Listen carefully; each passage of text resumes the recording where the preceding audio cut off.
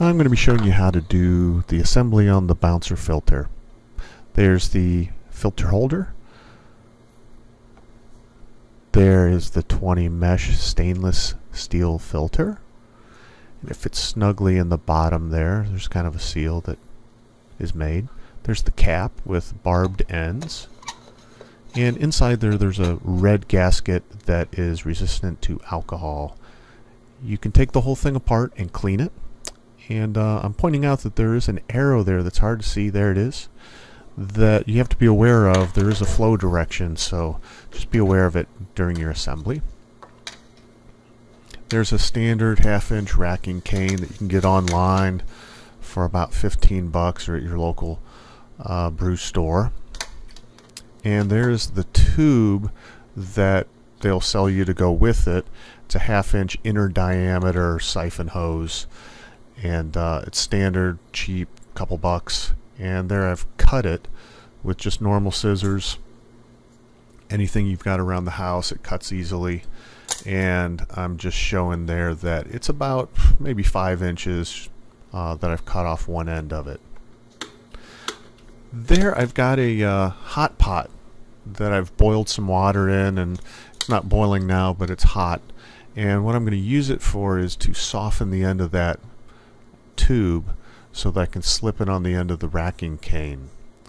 So if you get a good, if you get this on maybe 1/2 inch, then you won't need any hose clamps. So I'd recommend no hose clamps for this assembly.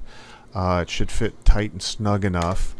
And you have to be a little careful with these racking canes. The clear plastic on the racking cane's a little bit brittle, and if you put a hose clamp on there and tighten it down too much, you'll crack the end of that cane and you'll have to get a new one. So just by hand, just trying to get that kind of on there, maybe 1/2 inch.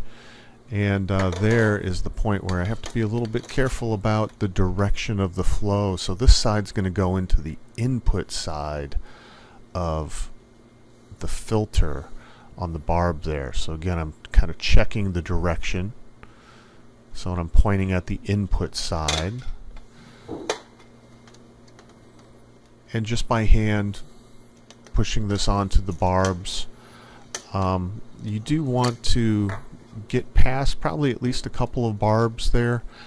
It'll be a snug fit, and you want it to be snug. You like to make sure that when the siphon begins and there's a vacuum, that you don't suck air into the tube. Of course, the air might oxidize your beer and affect the flavor. So there's the long part of the tube, and I'm going to put that on the downstream side of the filter.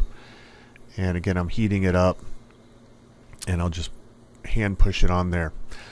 Sometimes when using the filter, you might see some air bubbles or air accumulate in the filter. And normally this is just CO2 or carbon dioxide coming out of solution out of your wort, and it's fine. It won't affect the flavor of your beer.